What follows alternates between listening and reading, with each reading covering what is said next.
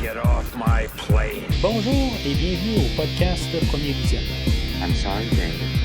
I'm afraid I can't do that. Le but de ce podcast est de s'amuser tout en discutant d'un film ou d'une série de films. Do or do not. There is no try. Where we're going, we don't need roads. Il est important de prendre en note que si vous n'avez pas encore écouté le film à discuter aujourd'hui, je vais le spoiler complètement. Movies don't create psychos! Bonne écoute. Remember Sally when I promised to kill you last? I lied. Bienvenue à l'hôpital psychiatrique de Weston Hills. Aujourd'hui, nous parlons de Les Griffes du cauchemar, sorti en 1987 et réalisé par Chuck Russell, avec Heather Langenkamp, Patricia Arquette, Craig Wasson, Larry Fishburne et Robert Englund. Je suis Mathieu, et pour vous nommer sans gêne, mon super pouvoir quand je dors, c'est ronfler. Alors, bienvenue dans cette méga rétrospective des slashers Jason Voorhees et Freddy Krueger.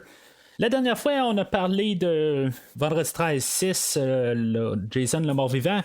Ben là, on est un an plus tard, on commence à être vraiment là, comme là où les deux slashers sont tête à tête.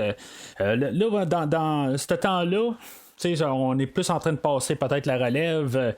Jason s'en vient peut-être du passé ou pas. Il y a eu quand même un nouveau mouvement avec le film précédent, mais c'est vraiment le film d'aujourd'hui là, qui va faire que Freddy va peut-être être reconnu un peu plus là, que Jason dans l'ère qu'on est rendu. On est rendu au 9e épisode dans cette rétrospective. On a fait dans le fond les 6 premiers de Vendredi 13. Puis là, on est rendu au 3e film de la série là, des Griffes de la nuit. Si vous n'avez pas écouté le début de la rétrospective, rendez-vous sur premiervisionnement.com où vous allez pouvoir voir les 8 autres épisodes de la rétrospective. Une fois sur le site, aussi vous pouvez voir que j'ai couvert la série de les films de Halloween. Ils ont été couverts il y a plusieurs années là, quand le dernier film est sorti. Fait que les 11 films de cette rétrospective-là sont disponibles sur le site de premiervisionnement.com. Et aussi la série des décadences aussi, qui ont tout été faits en prévoyant le nouveau film l'année passée, qui devrait sortir cette année. Tous les 8 premiers films sont aussi couverts sur le site de premiervisionnement.com. En revenant à la rétrospective d'aujourd'hui, c'est ça. On est rendu plus à l'ère où on sort un film de Freddy, on sort un film de Jason, un film de Freddy, un film de Jason. On s'alterne pas mal à chaque année ou des fois dans la même année. On est rendu pas mal à la fin des années 80 où les films d'horreur avaient comme changé un peu là, d'apparence. On a mélangé beaucoup la comédie. On a parlé aussi le dernier épisode de cette rétrospective-là quand on a couvert les films.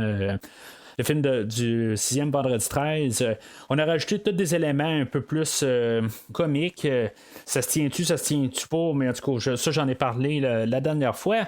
Il était clair qu'il fallait changer un petit peu le moule pour pouvoir suivre la tendance.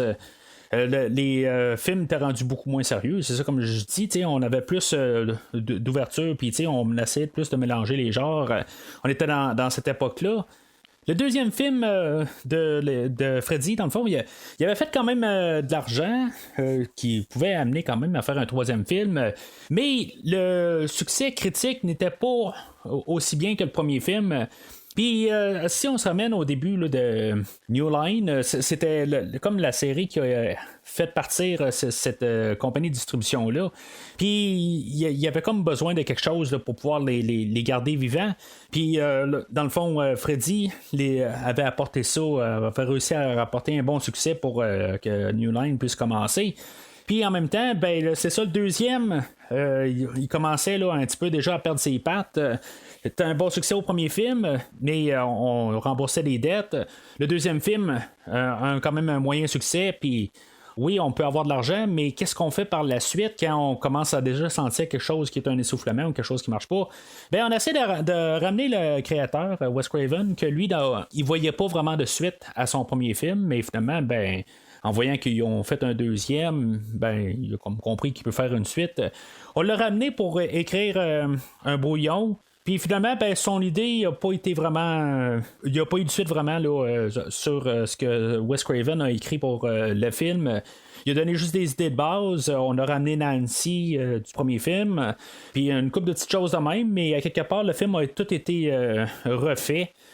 Son script plutôt, puis on n'a pas gardé grand chose. Le script de Wes Craven était beaucoup plus sombre, puis c'est pas exactement la direction où ce qu'on voulait aller. Comme je disais un peu aussi avec les temps, ben c'est sûr qu'on essayait de plus suivre la tendance, puis dans le fond, on veut faire de l'argent, c'est le but d'un film. C'est plate à dire, mais c'est ça pareil, à quelque part, il faut qu'un film fasse de l'argent pour qu'on veut le faire. C'est un produit, ça reste tout le temps ça. Fait que on a décidé quand même de refaire le script à Wes Craven. Puis on a décidé aussi d'y aller un petit peu plus sur le côté là, des effets, puis rajouter du visuel. Mais tu sais, dans le fond, on est arrivé avec un script là, qui aurait coûté à peu près 20 millions à filmer, mais en bout de ligne, on avait un budget là, d'à peu près 4-5 millions. Fait que, en tout cas, il y a beaucoup de choses qui vont avoir été coupées comme idée, mais honnêtement, ça paraît pas tant que ça à l'écran. Quand on regarde le produit fini, on voit qu'on a quand même plus travaillé là, sur les effets spéciaux, chose qu'on n'avait pas tant fait là, dans les deux premiers films, où on s'était plus concentré sur l'horreur. Puis là, ben, on commence à plus travailler des idées puis de visuel. Comme je dis souvent, ben, c'est un médium visuel, quelque part. C'est ça qu'il faut. C'est un film. C'est pas un livre. Fait que c'est une manière là, qu'on doit peut-être réaliser là, le personnage de Freddy, parce que en bout de ligne, le personnage de Freddy a quand même beaucoup de... C'est un univers vaste en bout de ligne, c'est un rêve à quelque part, on peut faire tellement d'affaires, on peut faire n'importe quoi, littéralement. C'est des rêves, tout ça, puis c'est là où on va aller, qu'on a choisi d'aller dans le film d'aujourd'hui. Le réalisateur Chuck Russell, c'était son premier film que lui va réaliser plusieurs films là, de quand même de grand calibre, si on veut, qui ont été quand même connus par la suite, comme le remake du Blob l'année suivante, ou Le Masque avec Jim Carrey, et aussi, bien sûr, le film avec mon ami Arnold Schwarzenegger, Eraser. Le fait d'avoir coupé le budget, puis dans le fond, qu'on est parti avec comme des grosses ambitions, puis là, il fallait couper, puis comme être créatif dans les choses, ça a fait beaucoup de tension sur le plateau de tournage, ça a fait beaucoup de retard aussi, pour pouvoir y arriver, puis ça a fait, comme j'ai dit, beaucoup de pression. On a comme l'actrice aussi, Patricia Arquette, qui était son premier film. Elle, c'est un horreur pour elle de filmer. C'est pour ça que son personnage va revenir dans le prochain film, mais que finalement, ben, elle, l'actrice, ne reviendra pas. Mais c'était son premier rôle, puis même dans ses premiers jours de tournage, ben, il y avait des longues journées, puis dans la première fois, ben, elle avait même oublié ses lignes parce que c'était tellement long avant qu'elle commence à filmer, puis qu'il y a eu des problèmes. En tout cas, c'est toutes sortes d'affaires de même qui se sont passées sur le plateau de tournage, qu'il n'a pas aidé dans les choses, qu'il y a eu un bon résultat parce que le film va faire vraiment de l'argent, puis comme redonner un gros souffle pour la série des Griffes de la Nuit, puis même va donner une nouvelle direction là, pour les prochains 3 films.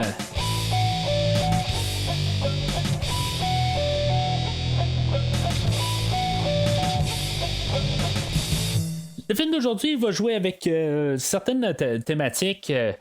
Bon, on va pas trop les approfondir, mais quand même, on va jouer un petit peu plus, un peu moins claustrophobe qu'on a joué là, dans les 2 premiers films là, de Freddy.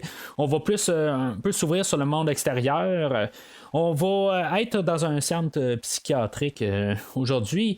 C'est des choses qui commençaient à apparaître plus, qu'on commençait à plus comprendre on voyait plus en 3D, c'était un petit peu moins tabou, tout ça, puis en plus, tu disais un peu les idées qu'on a utilisées dans les autres films, que comme les parents sont pas vraiment d'aide envers nos personnages, parce que dans le fond, c'est juste dans leur tête, si t'as juste à dormir, tu vas te reposer, ben, quelque part, on est fou dans un asile psychiatrique. Puis, dans le fond, on enterre encore plus le voix à quelque part, puis on dit qu'on a un problème, tout ça. Fait qu'on joue un petit peu avec cette idée-là, puis comment qu'on peut être d'un côté isolé quand on est même en groupe.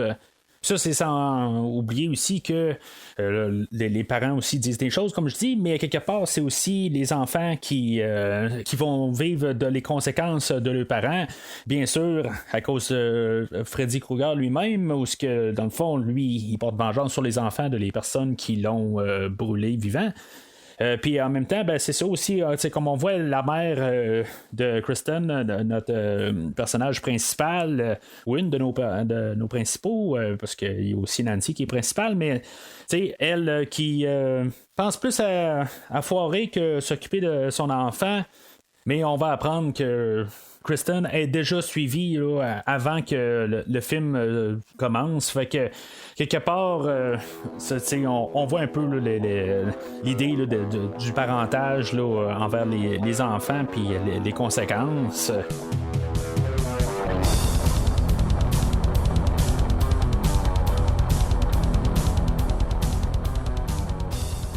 Alors le film commence avec un genre de montage où on voit Kristen qui est en train de construire une maison, enfin une petite maquette.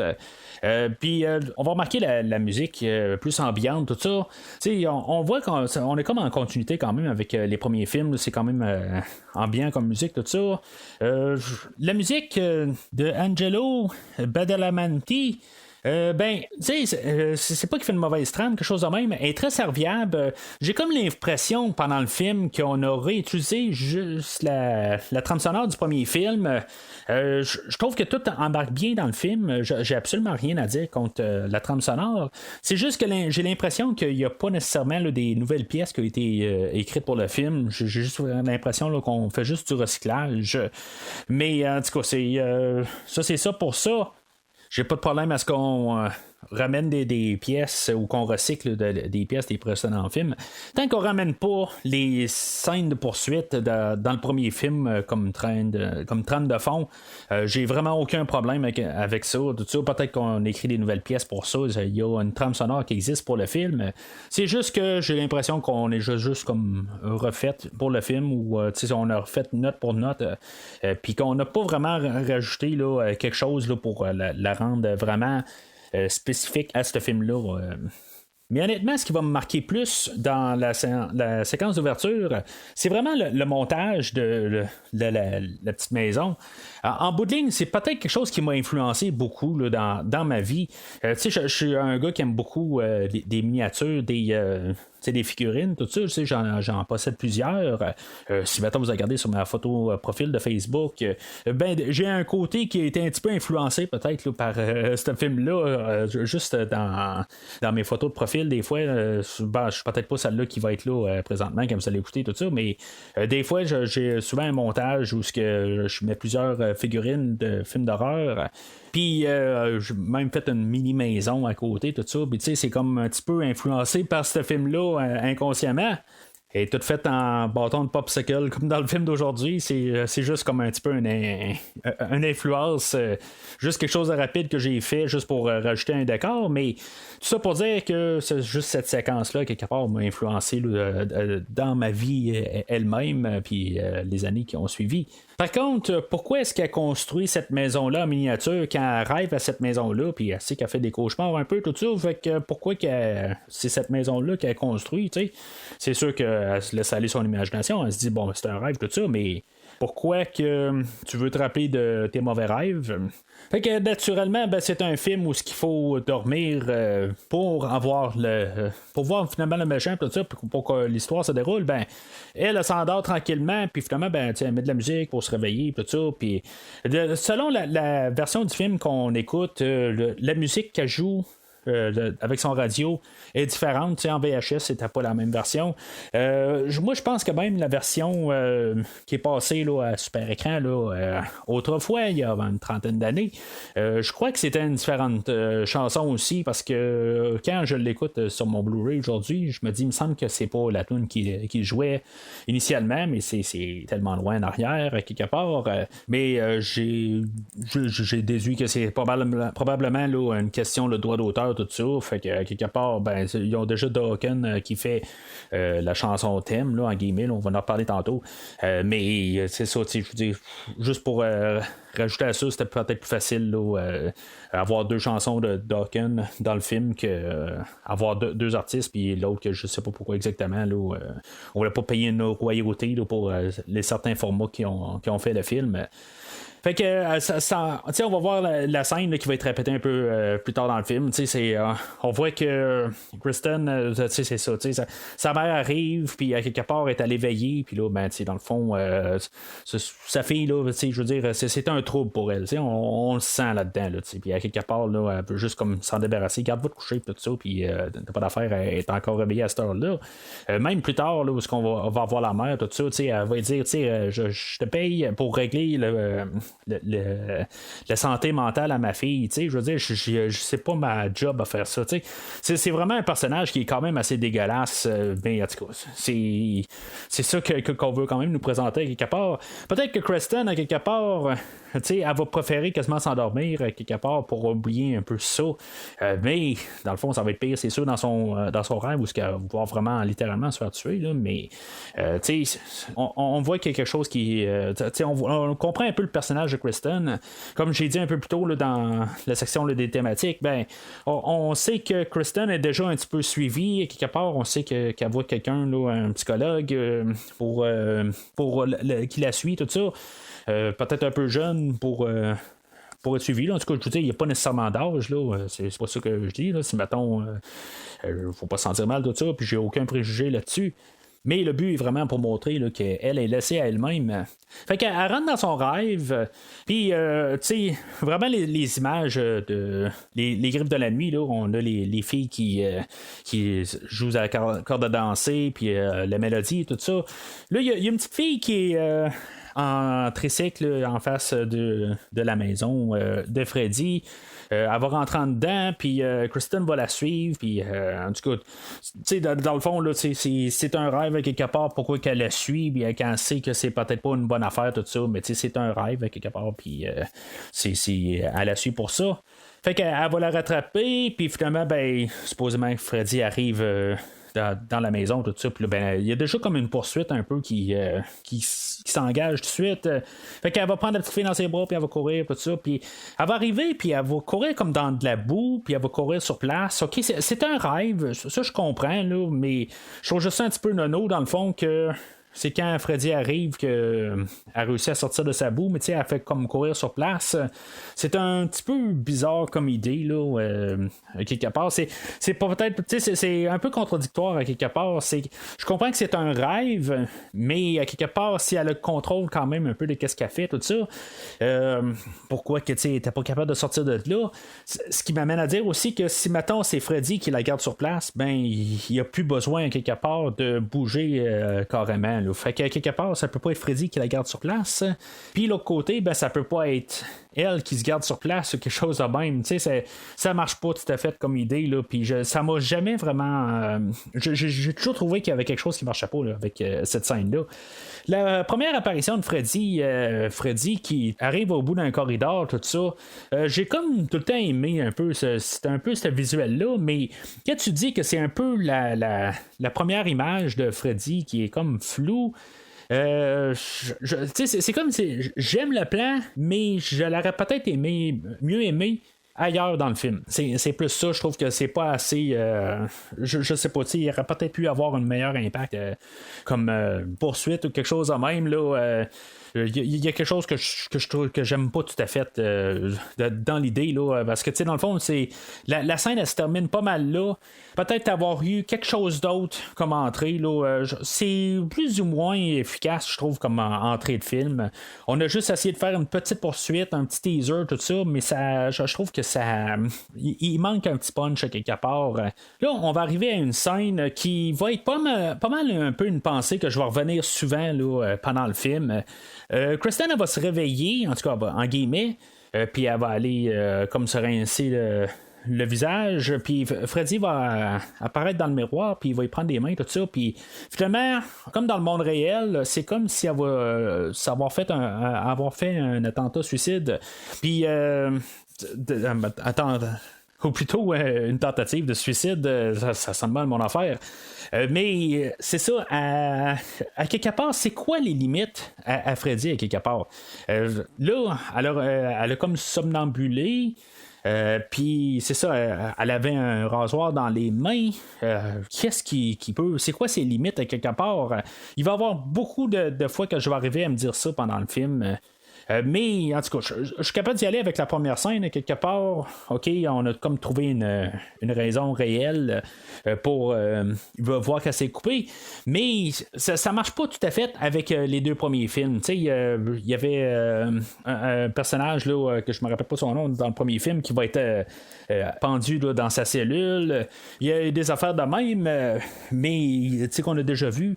Mais à quelque part, on va jouer un petit peu avec les idées là, de est-ce que les choses sont réelles ou pas, c'est du somnambulisme, tout ça.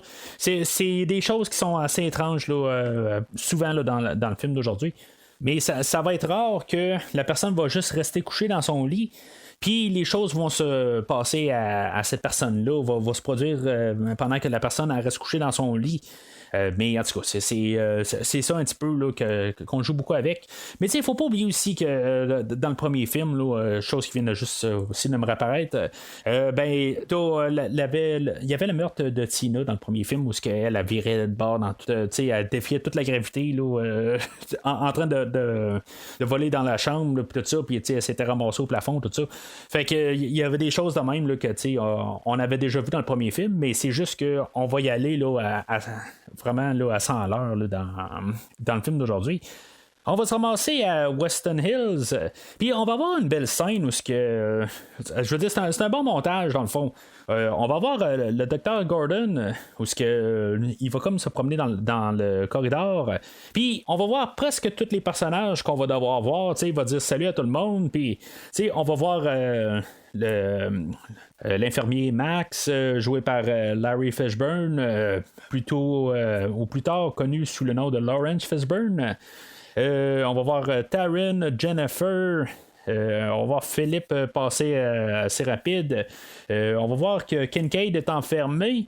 On va voir aussi le Dr. Sims. Puis toute la scène va être pas mal clôturée avec, dans le fond, Kristen qui vient d'être amenée à l'hôpital, puis qu'elle, dans le fond, elle veut pas être endormie, puis la scène va se terminer avec le retour là, de Nancy Thompson.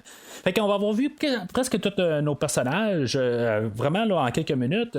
Je trouve que c'est une belle mise en scène, tout ça. C'est la manière que c'est apporté, tout ça. On n'a pas besoin de tout avoir tout un montage pour chacun. On va les avoir après ça, mais on les a déjà vus à quelque part en fond. Fait que déjà là, notre cerveau peut facilement faire la suite des choses.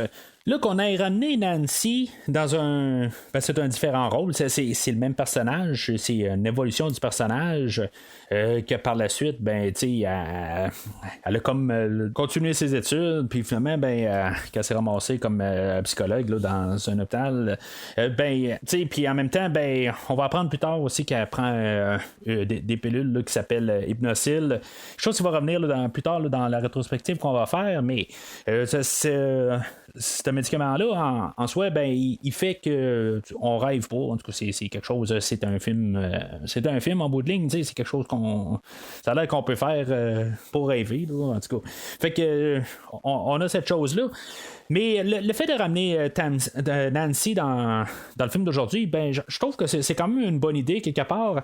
Mais ça montre quand même qu'on va oublier le deuxième film. On va vraiment sauter du premier au troisième film. C'est sûr que, comme on dit initialement, Wes Craven n'avait aucun lien avec le deuxième film, puis que lui, son plan de départ, c'était de sauter par-dessus le deuxième film. Dans le fond, il n'y avait rien à voir avec. Fait que je sais pas si c'est le fait là, de dire que il n'y a pas d'affaire avec, il ne va rien savoir de ça. En tout cas, je ne veux pas partir là, sur des choses que j'ai déjà dit là, dans d'autres podcasts, mais à quelque part, ben, c'est ça. On a décidé qu'on sautait carrément par-dessus le deuxième film, qui est peut-être pas la pire chose à faire, mais honnêtement, j'aurais quand même aimé ça, qu'on essaie de garder juste une suite dans les idées, tu sais, juste qu'on fasse une petite référence ou quelque chose de même. En tout cas, on le fera vraiment pas, tu sais, on va vraiment avoir la suite directe du premier film. Le premier film étant le premier film, tu sais, étant le plus grand succès là, à date, même si le deuxième film avait fait un peu plus d'argent. Mais comme j'ai dit, c'était plus les critiques qui avaient attaqué le deuxième film. Fait que on veut peut-être plus se tenir au premier film pour aller de l'avant, mais tu sais, juste une mention, quelque chose de même, je pense que ça aurait été quand même assez le fun de montrer qu'il s'est passé encore des choses, sans nécessairement peut-être spécifier des choses, là, des choses qui marcheront pas avec la lignée là, puis les règles là, qu'on a joué avec dans le premier film, dans le deuxième film plutôt, que des choses qui se tiennent pas tout à fait pour continuer dans cette lignée là, mais juste avoir une mention quelque part, peut-être quelques années après, il s'est passé quelque chose encore, je sais pas, n'importe quoi, mais on a décidé de juste ramener Nancy Thompson puis continuer l'histoire là, du premier film. Nancy, elle va être comme imposée au Dr. Gordon qui va devoir travailler avec. Mais c'est ça, on va voir comme un peu il va faire partie comme des vieux meubles, si on veut. C'est lui qui va faire comme parler Nancy, voir qu'est-ce qu'on connaît déjà, puis comme nous rafraîchir, tout ça. C'est comme son histoire quelque part là, dans tout le film. C'est lui qui va nous apporter là, dans tout le film. Il va aussi faire connaissance d'une religieuse ou une sœur qui rôde l'hôpital, mais qui n'est pas capable de savoir c'est qui exactement. La sœur Marie-Hélène. Elle va rajouter comme un côté sombre au film ou côté miteux, tout ça. Quelque chose que j'aime bien quand la dame va se pointer à chaque fois. Ça va comme devenir un peu plus sombre, même la musique, tout ça. Chaque scène qu'elle va se pointer, là, je les aime toutes au complet. Là. Je trouve que ça remet un peu pas mal l'ambiance des premiers films. Mais c'est ça, parce que quelque part aussi, quand on tombe avec les jeunes, ben c'est là où c'est un petit peu... Je veux pas dire plus joyeux, mais on tombe vraiment dans un autre ton qui n'est pas exactement le même ton que les deux premiers films. Fait qu'on va avoir une thérapie de groupe, puis c'est là où on va un peu connaître aussi les personnages qu'on connaissait pas, comme Joey, puis on avait vu juste un peu avant qu'il y avait un œil là, sur une des infirmières qui va revenir un peu plus loin. Puis il manquait aussi Will, que lui, qui est en chaise roulante. Puis c'est ça, on sait un petit peu plus les personnages, là, qu'est-ce qu'ils sont, qui sont. Je dirais que dans toute l'introduction, tout ça, de tous les personnages, tout ça, c'est pour un réalisateur que c'est son premier film, ben tout se déroule quand même assez bien là, jusqu'à cet endroit-là. Le script qui est assez... il est quand même assez tout bien condensé. Tout roule quand même assez organiquement. Puis, c'est oui, pour le fait là, d'avoir mis un corridor puis que tout le monde passe, tout ça, oui, c'est pas vraiment organique, mais c'est juste un bon visuel là, pour tout nous rentrer l'information. Puis jusqu'à là, honnêtement, j'ai comme jamais regardé le film dans cette optique-là. Comme je dis souvent, ben, quand on le fait pour le podcast, puis on regarde des choses différemment, je trouve que tout le montage pour tout ça est vraiment fait là, brillamment. Là. En tout cas, je trouve que c'est chapeau, c'est tout bien monté. Puis c'est fait vraiment là, en économie temps. Puis toute l'information rentre plus vite quand on a la séance de groupe. Bien, on se dit déjà, on a vu déjà des personnages, on a vu Kincaid qui était déjà enfermé, puis là, ben, après ça, on a commencé à le voir plus tard en train de parler, tout ça. Ben, tu sais, on connaît déjà beaucoup du personnage en très peu de temps, puis tu sais, c'est déjà là, c'est pas juste comme les premières fois qu'on voit les personnages. Puis ça fait que c'est pas long, puis on a déjà commencé à tout comprendre les personnages tranquillement. Puis aussitôt qu'il lance des commentaires, tout ça, ben ça fait qu'on les a tout de suite, on les comprend très bien. Là. Fait que, bien sûr, c'est un film de Freddy, puis faut que des fois trouver des moyens de ramener Freddy. Il faut que, dans le fond, que les personnages se mettent à dormir. Dans le jour, Nancy va avoir été chez Kristen, puis elle va avoir vu là, la miniature de la maison, puis pour X raison, ben, elle va l'avoir apporté avec elle. Puis ça va faire que Kristen, une fois qu'elle va rentrer là, dans son rêve, je vais quand même aimer le fait là, qu'elle va être couchée dans son lit, puis il va avoir un tricycle qui va rentrer là, dans sa chambre, puis qui va comme tout fondre. Tu sais, des petits visuels de même qui vaut absolument rien, mais qu'ils rajoutent quand même à l'ambiance. C'est juste comme n'importe quoi, mais c'est des petites choses de même qui fait que ça rajoute beaucoup quand même à toute l'ambiance. Elle va éventuellement se ramasser là, dans la maison là, au 1428 rue Elm. Puis elle va recroiser encore Freddy, bien sûr, tout ça. Freddy là-dedans, il va être comme en forme de serpent, tout ça. En tout cas, ça a l'air là, que dans la production, ils voulaient se rassurer là, que ça va pas de l'air trop là, d'un pénis à quelque part. Ils ont changé la couleur, puis tout ça. T'sais.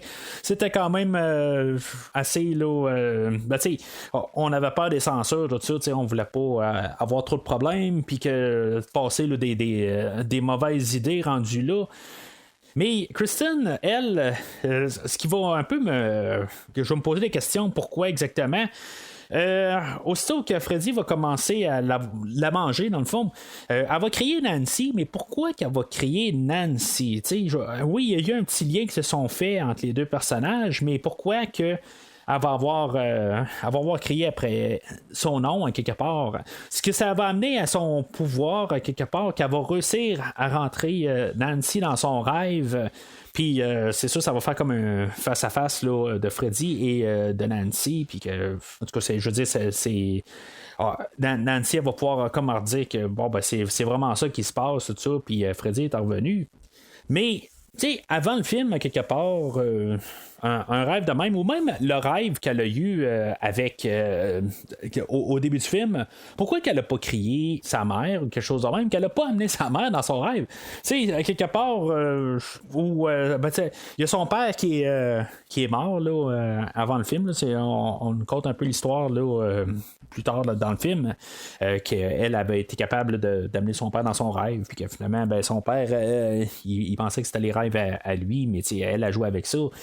Mais je me dis, est-ce qu'une fois, elle a peut-être fait un cauchemar, puis que Freddy était là, puis qu'elle a réussi à amener Freddy, son père, dans son rêve, puis que Freddy a tué son père dans son rêve? Tu sais, c'est quelque chose qu'ils n'ont pas exploré.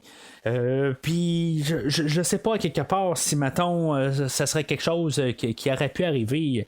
Je sais qu'il y a une novélisation, je pense, du film, puis je sais pas si c'est dedans ou quelque chose de même, si ça a été exploré tout ça, mais j'ouvre l'idée des fois de même là, que je me dis, si mettons elle est capable d'apporter des adultes dans son rêve, ben Freddy, oui, il tue juste des adolescents, mais en y pensant quelque part, si mettons la personne est capable d'apporter des adultes, ben, ça serait quelque chose de peut-être intéressant qu'on aurait pu peut-être explorer là, dans un film suivant.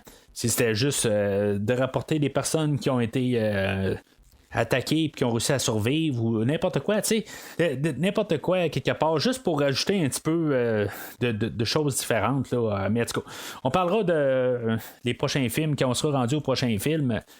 Mais on peut voir aussi que avec le rêve à Nancy ou à Kristen, on joue quand même avec un peu pas de science-fiction là, mais on joue avec des idées de non réel. Puis ce qui est quand même bon là-dedans, c'est que ça joue pas juste en faveur de Freddy, ça joue comme dans tout l'univers complet. Il y a des choses qui sont anormales, qui sont irréelles, tout ça, puis c'est pas juste Freddy, c'est comme égalisé sur tous les sens.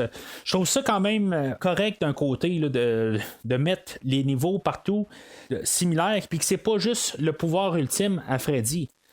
Fait que naturellement, ben c'est un slasher.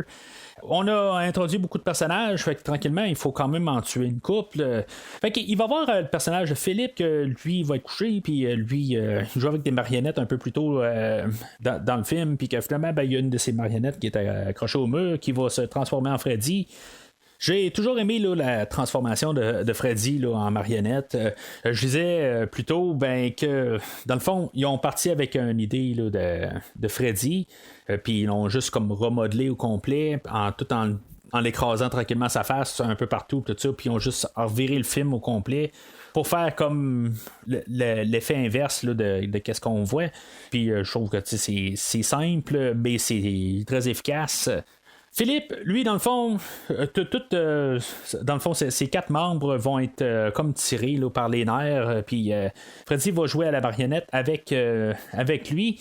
Je trouve que le concept est quand même assez... Il est intéressant. Philippe qui passe au travers d'une porte, ça va faire comme je disais tantôt, c'est quoi les limites à Freddy quelque part, que là, à cause qu'il rêve, il passe au travers de des portes. Ça marche pas tout à fait. C'est une chose que je vais reprocher, puis je pense que c'est cette scène-là vraiment qui va vraiment me gosser le plus dans tout le film. Je trouve que c'est vraiment n'importe quoi. Qui va être rendu quelque part en haut de la bâtisse, puis qui va tomber en bas, tout ça.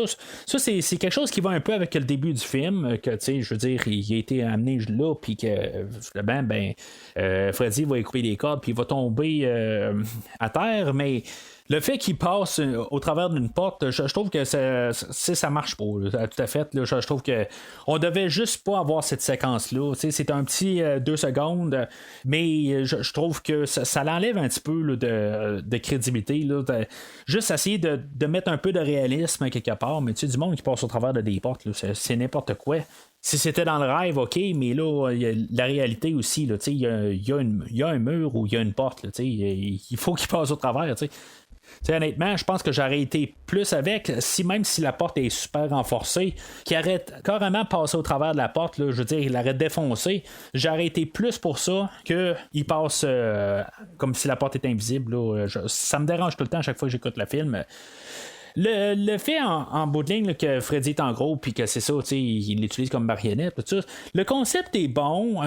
J'ai toujours quand même aimé quand même le visuel là, avec les pieds, puis que on voit toutes les nerfs qui sortent, les muscles là, qui sortent de lui, de tout ça. J'ai toujours trouvé que c'était un meurtre qui était quand même intéressant à voir, tout ça. Il y a quelque chose, puis c'est vraiment comme épeurant, c'est de l'horreur, tout ça. J'aime beaucoup ce meurtre là. C'est juste que je trouve qu'il finit abruptement, puis je trouve qu'il manque un petit quelque chose. Je sais pas quoi, mais peut-être l'avoir fait danser dans le ciel ou quelque chose de même, je sais pas, peut-être l'avoir amené carrément dans le vide, tout ça, je sais pas, je sais pas quoi dire à quelque part. Je pense qu'il manque quelque chose à ça. Ou peut-être que c'est un côté sadique de moi que quelque part j'aurais peut-être espéré que Freddy tire plus raide sur tous ses nerfs ou ses muscles, puis que ça l'arrache carrément, qu'il y a des bras qui partent, tout ça. C'est peut-être sadique un peu, mais je trouve juste que c'est trop simple juste avoir coupé les cordes. Je sais pas. Fait que après ça, on a Jennifer, qu'elle aspire à être une actrice, que elle va écouter la télé. Dans le fond, c'est comme du cliché. Je veux dire, je veux devenir une actrice, fait que je vais être assis devant la télé. C'est du cliché, là, mais à quelque part, c'est une manière facile là, de passer les idées. Fait qu'elle va être assise, puis elle va se brûler avec sa cigarette pour se garder réveillée. Il va y avoir un talk show à télé. Qui est un show qui existait à l'époque, le Dick Cavett Show. On a réussi à avoir signé cette personne-là pour faire le show. Moi, j'ai jamais vu ce show-là, là, juste pour mettre ça clair. Mais en tout cas, c'est un show comme n'importe quel. Mais ce que j'ai toujours un peu de misère un peu à ingérer un peu, c'est que on lui a donné le choix d'avoir l'invité qu'il voulait, dans le fond, puis qu'il se fasse tuer par Freddy.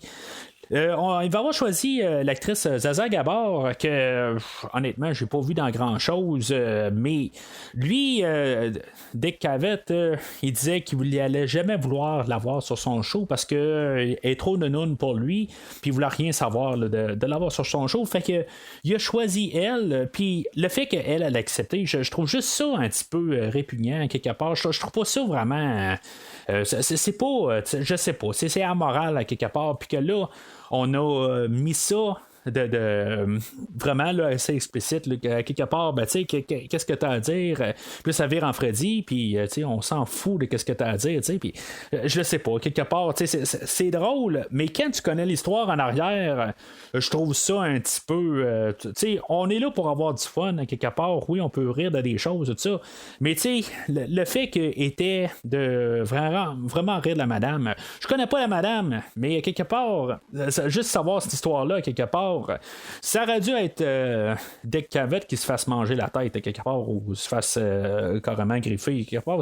Je sais pas. Je trouve juste ça un petit peu dégueulasse qu'on a laissé ça dans le film. Mais c'est ça, la télé, dans le fond, elle va lâcher, puis Jennifer elle va se ramasser à la télé, puis finalement, ben, il va y avoir des bras qui vont sortir à l'entour de la télé, puis Freddy va comme il va sortir sa tête d'en haut de la télé. C'est un petit peu rigolo avec les antennes sur la tête, tout ça, mais il va arriver puis il va dire Welcome to prime time, bitch. Dans le fond, c'est pas une ligne qui était scriptée. C'est Robert Englund, l'acteur qui fait Freddy, qui va avoir sorti cette ligne-là vraiment sur le champ de même. Je dirais que ça sonne bien. Je veux dire, c'est comme rendu comme la ligne de Freddy et quelque part. Je pense que ça va même revenir là, dans les futurs films. Mais c'est là un peu aussi quand on va regarder les films qui vont venir, ben je pense que tout va venir à partir là, de ce moment précis.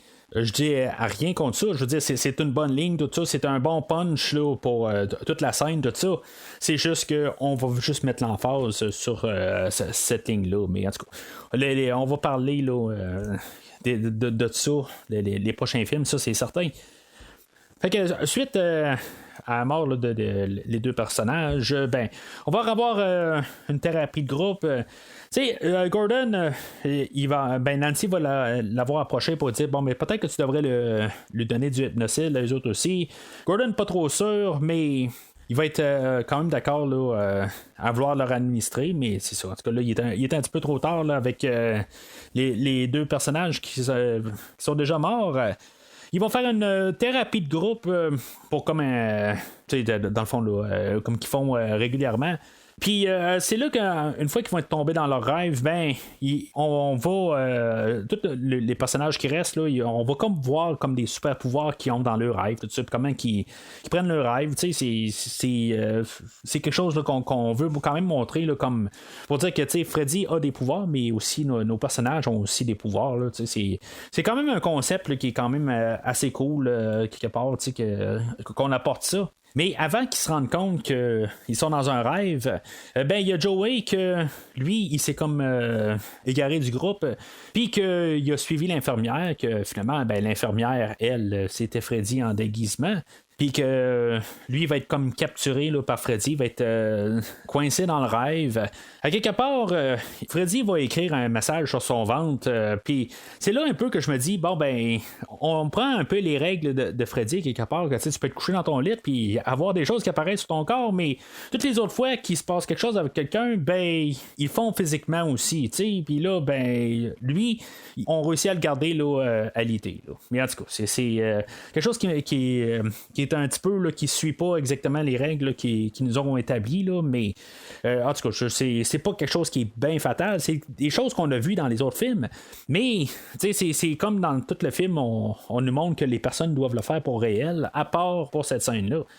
Mais le fait que Joey il reste enfermé dans son rêve, ben dans le monde réel, on voit que dans le bilan, ben il y a 2 personnes qui sont mortes dans les derniers jours, en comptant un autre qui est mort à peu près 1 mois avant les événements du film. Puis là, ben Joey tombe dans un coma. Suite au hypnocil, ben on décide là, qu'on va virer carrément le Dr. Gordon puis Nancy. Pour des étranges raisons, Nancy elle va quand même rester aux côtés de Joey quand même. Là. Ça veut pas dire que tu veux dire, aussitôt qu'elle est mise dehors, qu'elle peut pas approcher les gens, mais c'est juste que c'est quand même étrange là, que plusieurs heures plus tard, elle est encore à ses côtés. Pendant ce temps-là, Dr. Gordon, il va avoir vu la sœur Marie-Hélène. Qu'elle, dans le fond, on va. C'est sûr que peut-être le fait que j'ai déjà vu le film à l'avance va m'aider un petit peu à sauter aux conclusions puis à essayer de me détacher de ça. C'est un petit peu difficile. Mais c'est assez clair à quelque part que l'histoire qu'elle compte d'Amanda Kruger puis la naissance de Freddy, c'est elle qui est la mère, même si on va savoir à la fin du film que c'est elle la mère.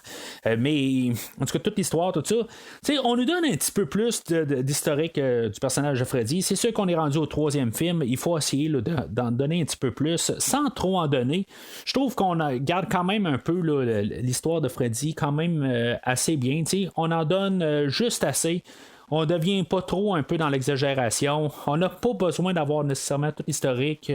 On veut juste passer le message quand même que Freddy est né dans quelqu'un qui n'était pas sain d'esprit, tout ça. Puis c'est ça en bout de ligne qu'on veut passer comme message. Puis en même temps, dans le fond, la manière de tuer Freddy est de ramener les ossements puis de les enterrer proprement. Fait que la manière de savoir ou de régler ça en bout de ligne, c'est parce que les ossements à Freddy, une fois qu'il a été brûlé, il n'a jamais été enterré, puis on ne sait pas où sont les ossements. La seule personne qui sait où les os sont, c'est le père à Nancy. Fait qu'on va revoir John Saxon qui va revenir, il va reprendre son rôle du premier film.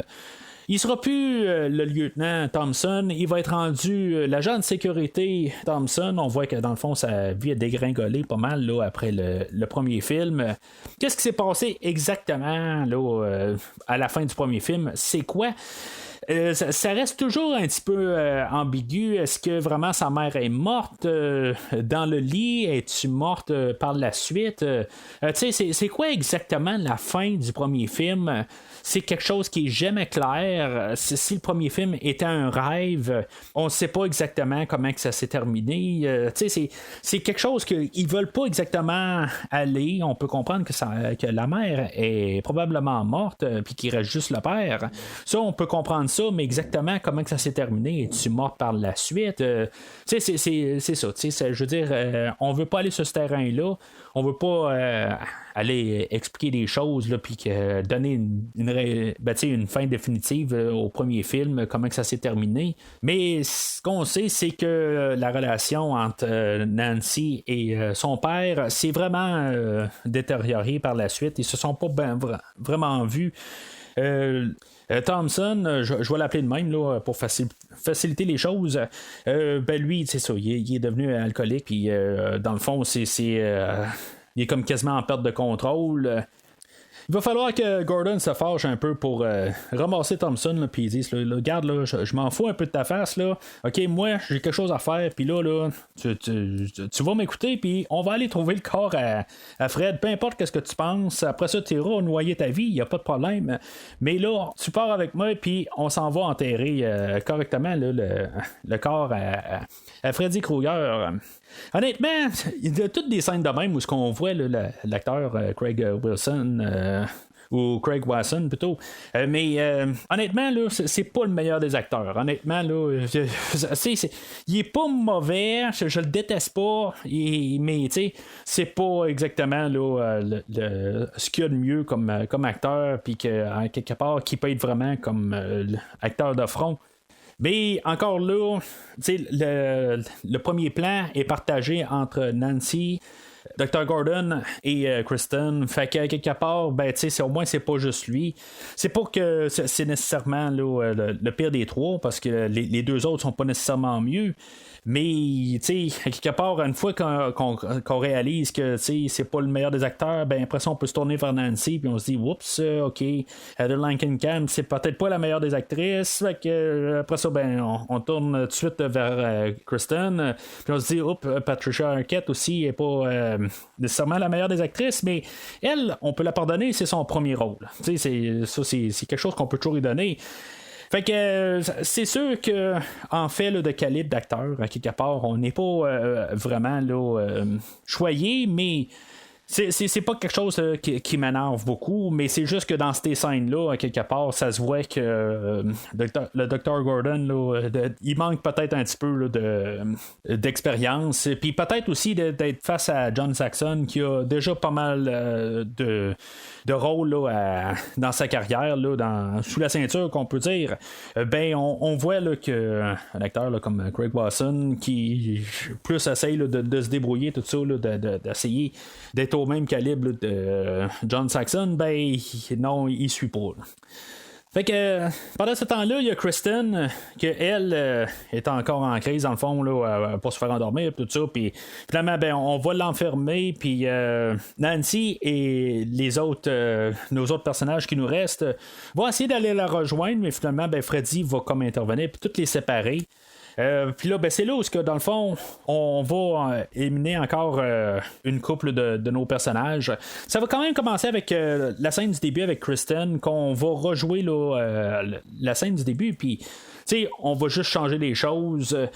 Tout se joue pareil jusqu'au point où sa mère elle dit de se coucher, puis tout ça est à côté, puis vraiment c'est quand même juste un peu la manière que Freddy va réapparaître là. Il dit au début on entendait la personne là, que la mère à Kristen elle avait apporté à la maison, puis qu'il dit bon, le Bourbon il est où, tout ça, puis là on n'a pas de suite à ça au début du film, puis là ben c'est ça justement là, c'est on a la suite à ça, puis il y a Freddy qui apparaît, puis il dit hey, j'ai dit il est où le Bourbon, tout ça, puis c'est quand même une scène qui est un peu rigolo à voir. Mais c'est ça, Kristen elle va réussir à s'enfuir quand même, mais elle va retomber là, dans la maison sur Elm Street. Il y a Taryn, qui avait des problèmes là, de consommation qu'on avait pu savoir pendant le film, puis que là, ben, on va se retrouver là, dans une ruelle. Puis que ben Freddy, c'est ça, il va jouer avec ça, ses problèmes là, de consommation de drogue.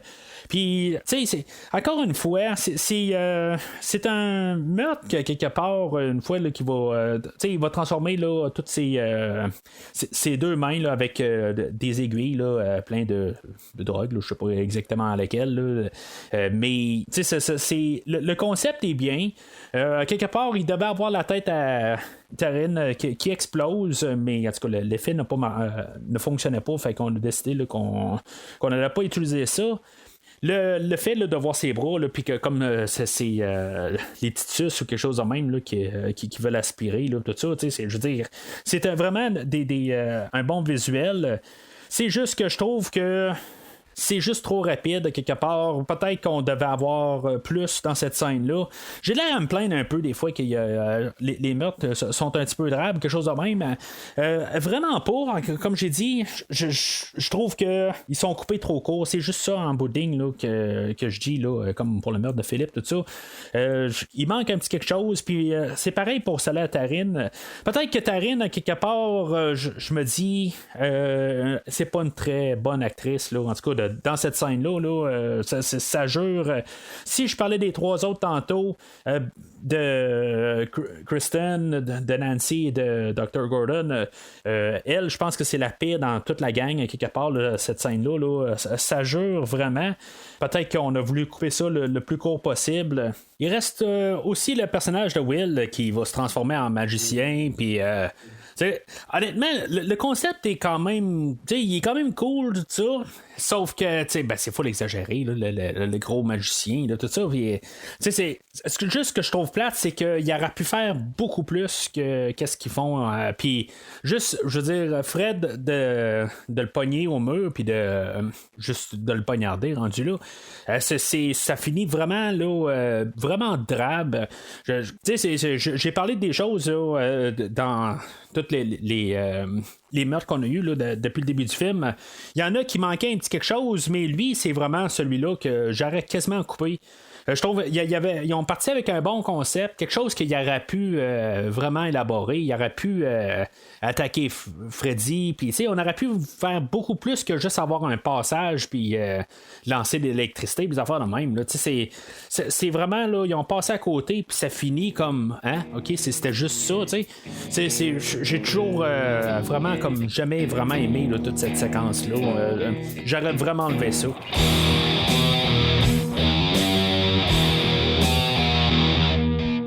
Alors, pendant qu'on a Kristen, Nancy et Kincaid qui se réunissent, là, puis il y a comme une porte, la porte de l'enfer qui se pointe, qui apparaît devant eux, on a le Dr. Gordon puis Thompson qui se ramassent à la cour à scrap, puis que là, on sait là, que les ossements de Freddy là, sont gardés là, dans le coffre d'une Cadillac.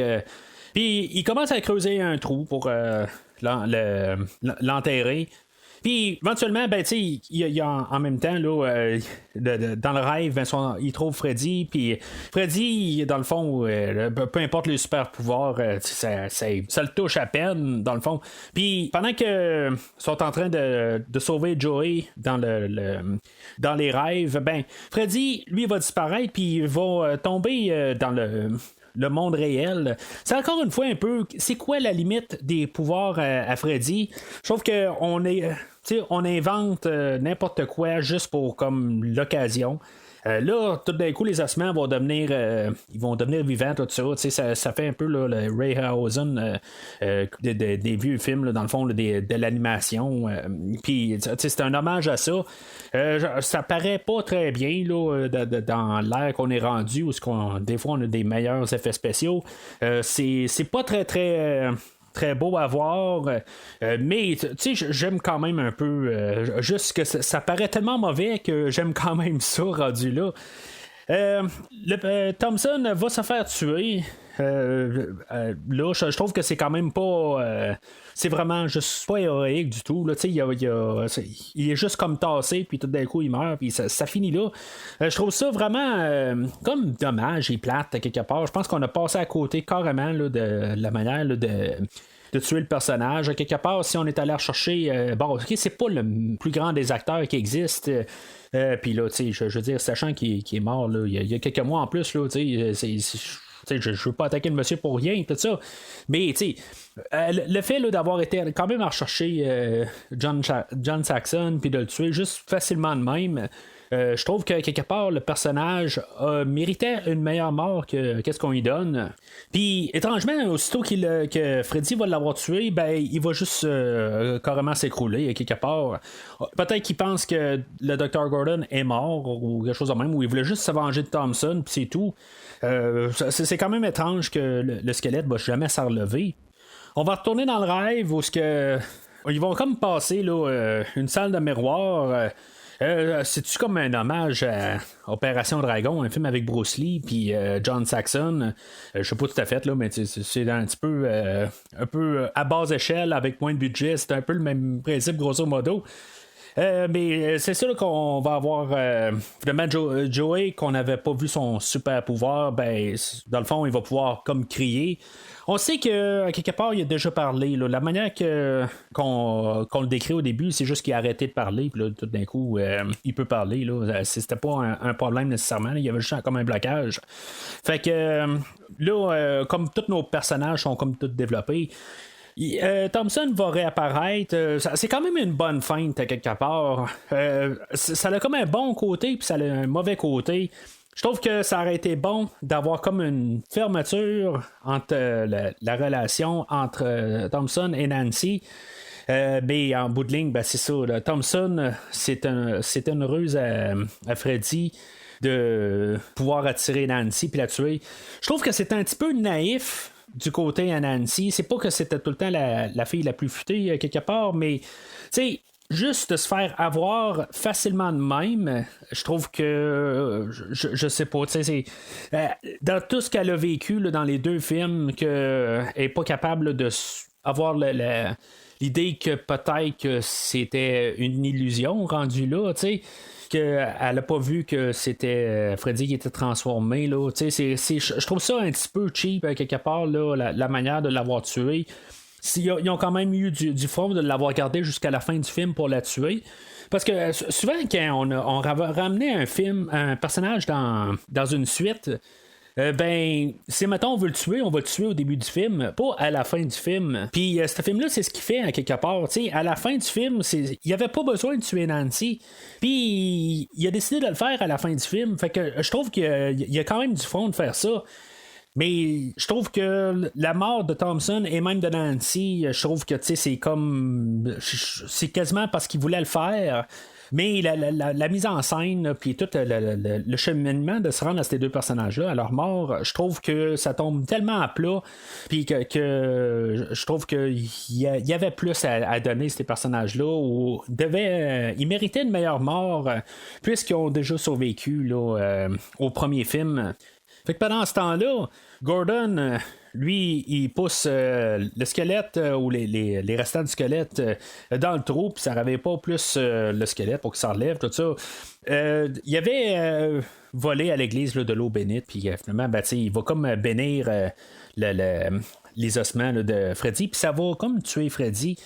Il va avoir comme tout à chaque fois qu'il va recevoir de l'eau sur lui, puis dans le rêve, ça va comme tout il y a comme toute la lumière qui va sortir de lui, tout ça. L'effet est quand même assez réussi, tout ça.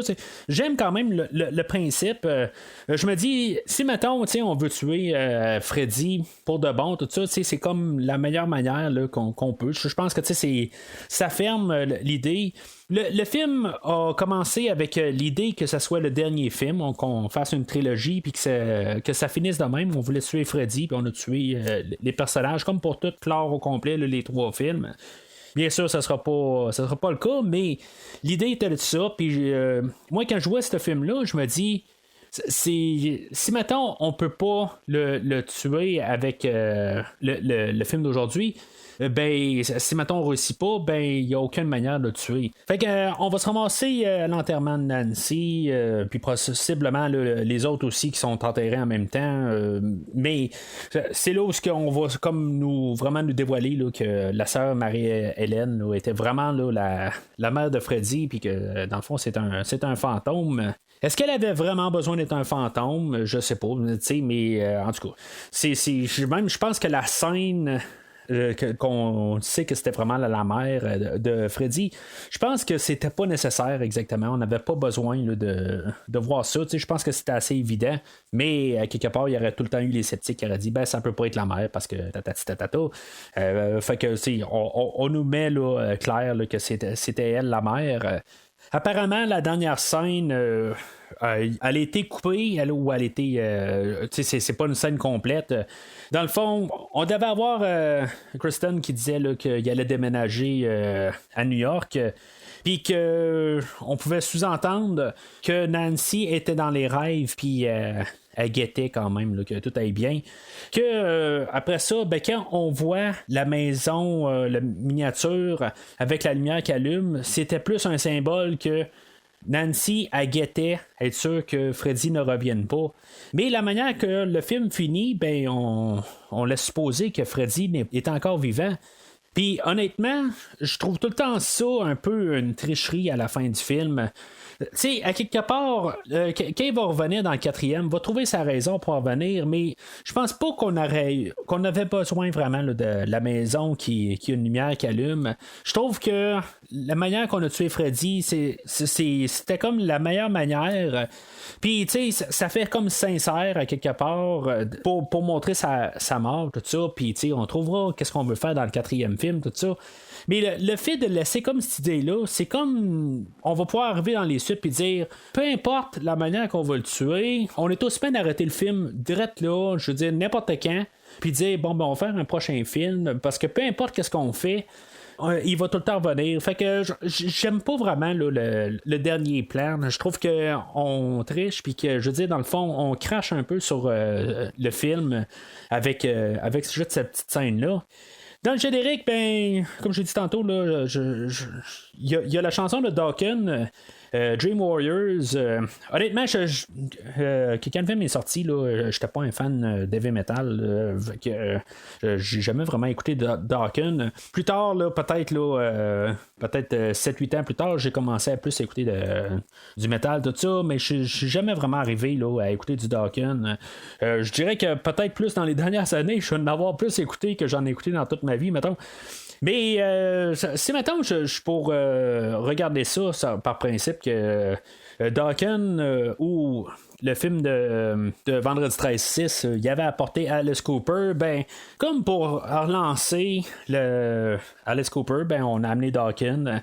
Ça fait quand même pas mal similaire, dans le fond, c'est un peu le même principe, dans le fond, on amène un vidéoclip, c'est un peu l'air aussi des vidéoclips, puis c'est ça dans le fond, fait que quelle est la meilleure tune des deux, là, c'est-tu du Alice Cooper ou c'est du Dawkins? Honnêtement, j'aime bien les deux tunes.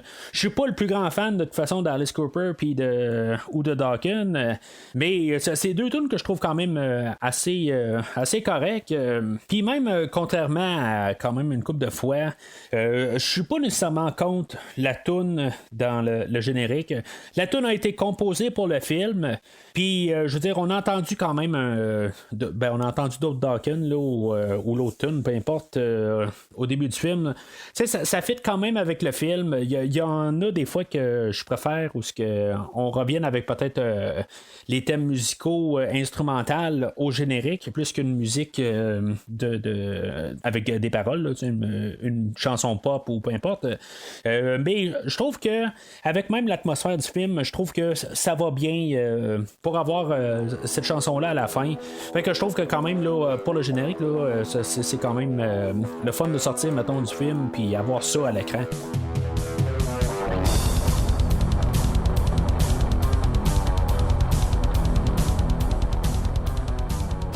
Fait en conclusion, tu sais, comme j'ai dit là, dans les pouvoirs de Freddy, il y a beaucoup de choses qui sont inconsistantes. Il y a des affaires là, qui marchent pas tout à fait. Mais c'est quasiment un des seuls négatifs au film. Là. Oui, la fin, je trouve que à un certain point, là, la mort de Nancy puis de son père. L'agent de sécurité Thompson, ben, je trouve que ça tombe à plat. Mais pour la générale de tout le film, les meurtres sont quand même originales, même si je trouve que des fois, ils ont besoin là, d'avoir un peu plus. Les effets dans tous les meurtres, puis les fois où même il n'y a pas de meurtre, là, même comme le tricycle qui apparaît, puis qui font Freddy qui est en miniature, puis que, je veux dire, c'est une marionnette, puis après ça, ben, qui se forme, tout ça. Toutes ces petites affaires-là, j'aime ça, tu sais, je veux dire, je suis quand même tout emballé. Je suis pas le grand fan de la série des Griffes de la nuit.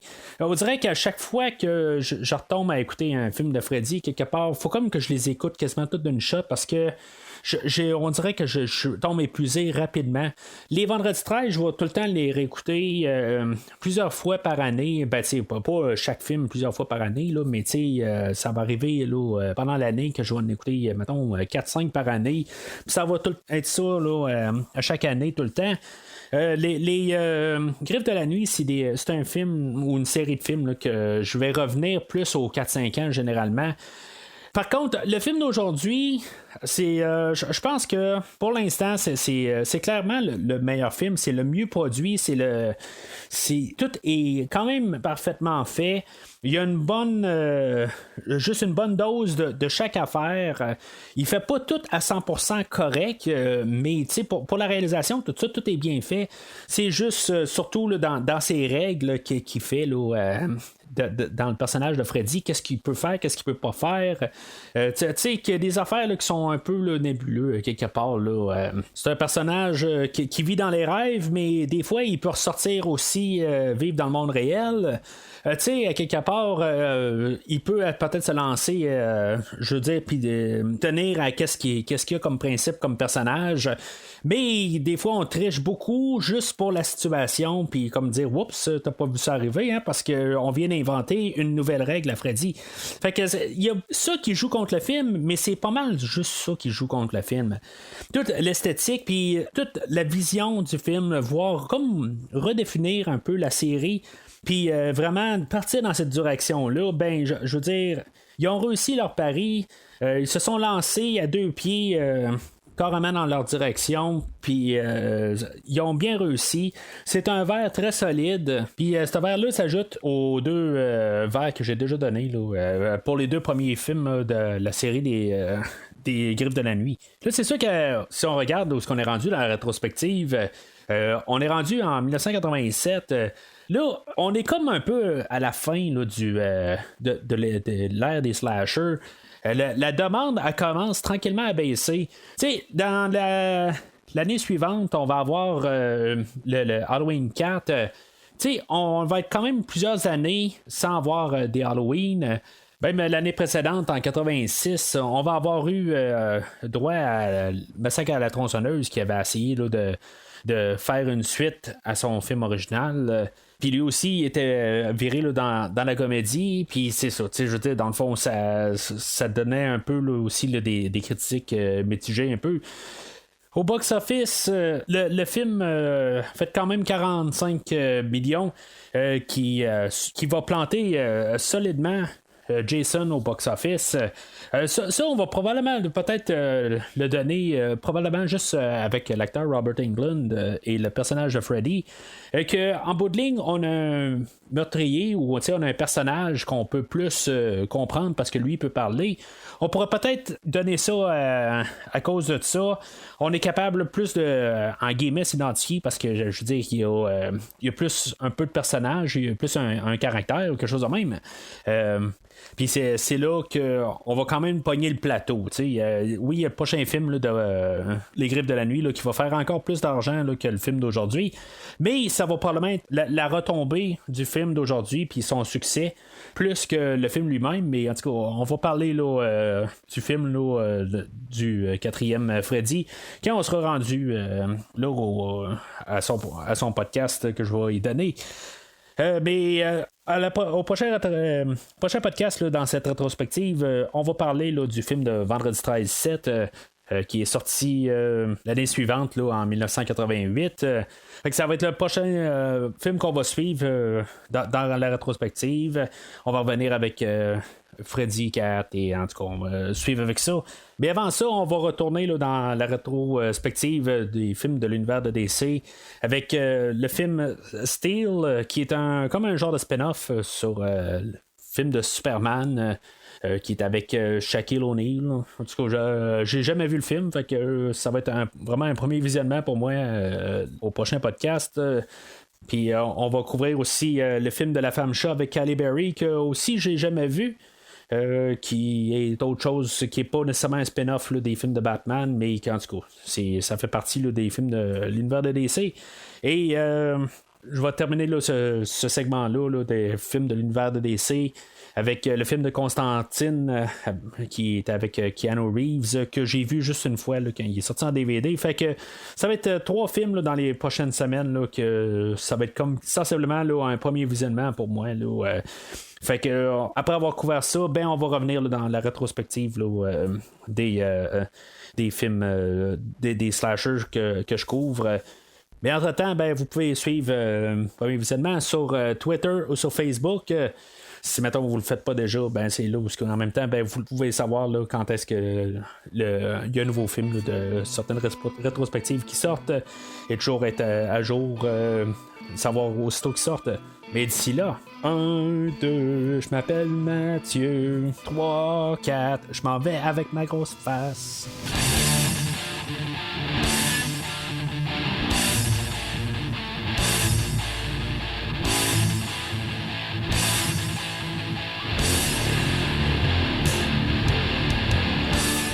Merci d'avoir écouté cet épisode de Premier Visionnement. J'espère que vous vous êtes bien amusés. Revenez-nous prochainement pour un nouveau podcast sur un nouveau film. Les opinions qui se sont dites sont les miennes et ont pour but de mieux comprendre le film et ou trouver un sujet de discussion et non de servir comme version officielle ou définitive du film discuté ici. N'oubliez pas de suivre la page Facebook de Premier Visionnement pour être informé de nouveaux podcasts. Vous pouvez écouter Premier Visionnement sur plusieurs plateformes, dont Spotify, YouTube et Stitcher. Merci et au prochain épisode.